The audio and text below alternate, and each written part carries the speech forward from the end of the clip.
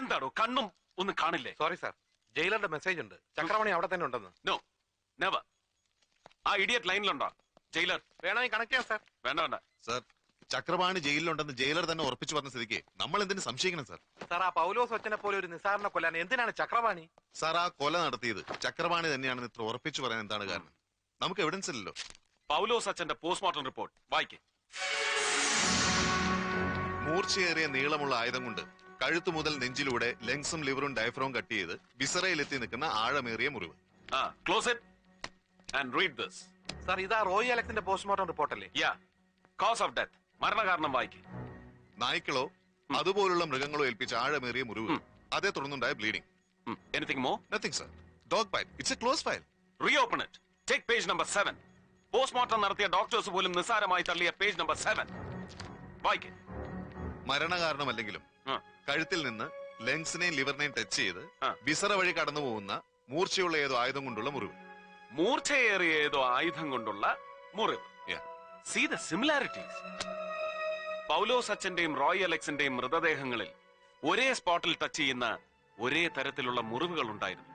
Means രണ്ട് കൊലപാതകങ്ങളുടെയും പിന്നിൽ murder modus operandi repeat ചെയ്യുന്ന ഒരേ കൊലയാളി ഉണ്ടായിരുന്നു. Am I right? Yes sir. ചില കുറ്റവാളികൾ അങ്ങനെയാണ്. അവരുടെ ഒരു സാഡിസ്റ്റിക് വീക്ക്നെസ് ആവർത്തിക്കും. റോയ് മരിച്ചു എന്ന് ഉറപ്പാക്കിയിട്ടും ആ ശവശരീരത്തിൽ പോലും Chakrapani വെട്ടിയിരിക്കുന്നു. That is criminal schizophrenia. അതിവനുണ്ട് ചക്രപാണിക്ക്. Chakrapani തന്നെയാണ് റോയി അലക്സിനെ കൊന്നു എന്നുള്ളതിന് വല്ല തെളിവുണ്ടോ സാർ? അത് ഉറപ്പല്ലടോ സ്വാമി. അവന്റെ നാടക വാനിനെ റോയ് പിന്തുടരുന്നത് ശിവറാം കണ്ടല്ലോ. ഇതൊക്കെ ഒരു സ്ട്രോങ് എവിഡൻസ് ആണ് സാർ. എടോ പരമ, ഇത് കോടതിയല്ല. It's only an investigation procedure. ഇവിടെ ഇല്യൂഷൻസും ഇൻറ്റ്യൂഷൻസും ഇമോഷൻസും ഒക്കെ വാല്യൂബിൾ ആണ്. ഊഹാപോഹങ്ങൾക്ക് അതിന്റേതായ പ്രസക്തിയുണ്ടെന്ന് സാരം. മനസ്സിലാവുന്നുണ്ടോ? Yes sir. Then take the list. ഏത് ലിസ്റ്റ്? ഷെട്ടിയുടെ ഔട്ട് ഗോയിങ് ടെലിഫോൺ കോൾസിന്റെ ലിസ്റ്റ്. എന്താ ട്രേസ് ഔട്ട് ചെയ്തില്ലേ? Yes sir. സർ, എല്ലാ നമ്പറുകളും ട്രേസ് ഔട്ട് ചെയ്തു എക്സെപ്റ്റ് വൺ നമ്പർ, 356525. എന്തുകൊണ്ട് അത് ട്രേസ് ഔട്ട് ചെയ്തില്ല? അല്ല, ഇതൊരു അൺലിസ്റ്റഡ് നമ്പറാണ് സർ.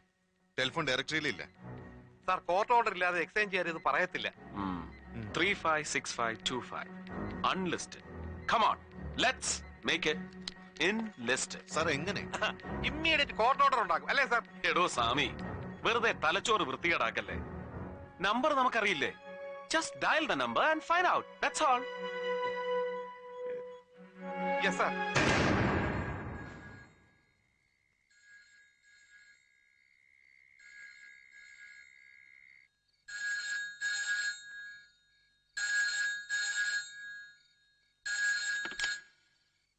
ഹലോ സാറേ, ഞാനാ ബഷീർ. ബഷീറോ? നീ ഇത് എവിടെ നടാ പോയി? ഞാൻ എന്നാലും എന്റെ ചെറുക്ക, നീ ഒരുമാതിരി മറ്റേടത്തെ മുങ്ങലല്ലേ മുങ്ങിയത്.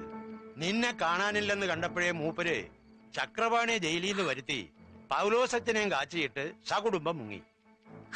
എന്നെ പോക്കണം കേടാ മനുഷ്യനെ. ഉള്ള വേണ്ടാതിനല്ല ഫോണിൽ കൂടെ വിളിച്ചു കൂന്നേ. ആ, അത് നേരാ.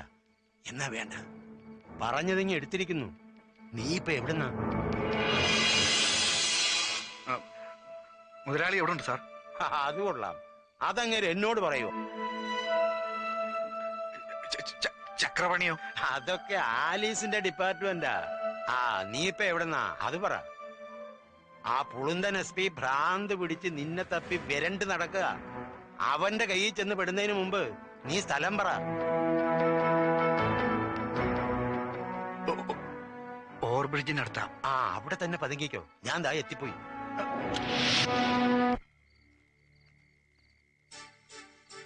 എടിയേ, ഇരുട്ടുവാക്ക് നീ കോലത്തിൽ എന്നെ ആരെങ്കിലും കണ്ടാ തിരിച്ചറിയോടി?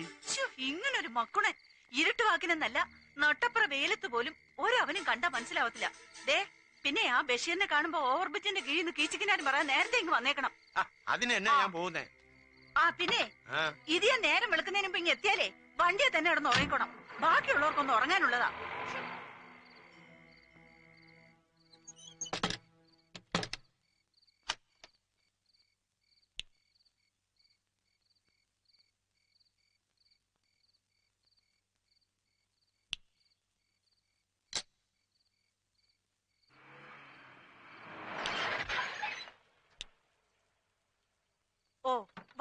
പോയും ദേ വരുന്നു പിന്നെ. നല്ല ഒന്നാന്തര ആമ്പർന്നോമാര് പാലയിലും രാമപുരത്തും ഉണ്ടായിരുന്നു എന്ന് പറഞ്ഞിട്ട് എന്താ കാര്യം? എനിക്ക് ഈ മുതുപോത്തിനെയാണല്ലോ കർത്താവ് നീ വിധിച്ചത്. അയ്യോ സാരായിരുന്നോ? ഇവിടുത്തെ പുള്ളിക്കാരനാണെന്ന് കരുതിയാ ഞാൻ ഏതാണ്ട് പോകണങ്കേട് വിളിച്ചു പറഞ്ഞത്. എന്നാ സാറേ ഈ നേരത്ത്? അത് പിന്നെ അകത്തേക്ക് അല്ല, അകത്തേക്ക് വന്നോട്ടേന്ന്. അത് പിന്നെ ചോദിക്കണോ സാറേ? ഷോ എന്നാലും എന്റെ സാറേ, എന്നാ ഒരു വരവായിപ്പോയി ഇത്. മണി എത്രയെന്നാ വിചാരം? 2 കഴിഞ്ഞു. അത് ഞാൻ ഇപ്പൊ പുറത്തു പോകുമെന്ന് സാറിന് ഇത്ര കൃത്യമായിട്ട് എങ്ങനെയാ മനസ്സിലായത്? അത് ദൈവാനുഗ്രഹം. ഈ ബീറ്റ് പോലീസുകാരെ ചെക്ക് ചെയ്യാൻ ഒരു എമർജൻസി റൗണ്ടിന് ഇറങ്ങിയതാ ഞാൻ. പെട്ടെന്ന് ബ്രെയിനിൽ ഒരു ഗ്ലെയർ അടിച്ചു. റൂട്ട് മാറ്റി ബ്രെയിൻ വേവ് കറക്റ്റ് ആയി. അല്ല, മൂപ്പര് എവിടെ പോയതാ ഈ നേരത്ത്? എന്തൊരു മനപ്പൊരുത്തം. ബീറ്റ് പോലീസുകാരെല്ലാം കള്ളന്മാരാന്ന് പറഞ്ഞ് പുള്ളിക്കാരനും അതിന് തന്നെ പോയതാന്നേ. Very good, very good. അന്ന് ചാർജ് എടുക്കാൻ വന്നപ്പോ മൊത്തം ഒരു വരട്ടി അത് ഞാൻ ഉപദ്രവിക്കാതെ വെറുതെ വിട്ടേച്ച് എന്റെ അടുത്ത് വന്ന് ഒതുക്കത്തി പറഞ്ഞില്ലായിരുന്നോ ദിസ് ഫോർ യു എന്ന്? അത് ഭംഗിവാക്കല്ലായിരുന്നെന്ന് ഇപ്പഴാ ശരിക്കും എനിക്ക് വിശ്വാസമായത്. മിസ്സസ് ആലിസ് ജോൺ വെർഗസിന് സ്വന്തമായിട്ടൊരു ഡിപ്പാർട്ട്മെന്റ് ഉണ്ട്, ഹൈഡ് ആൻഡ് സീക്ക് ഡിപ്പാർട്ട്മെന്റ്. അതിന്റെ ഏത് ഫ്രീക്വൻസി മോഡുലേഷനിൽ പിടിച്ചാൽ can I get Mr. Chakrapani? അല്ല സാർ എന്നായി പറയുന്നേ? മൂർത്തി സാർ,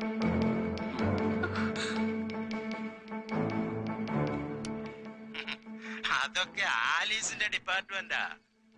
നീ ഇപ്പൊ എവിടെന്നാ അത് പറ. അത് പറ, എവിടുന്ന്? അതങ്ങ് പറ മോളെ.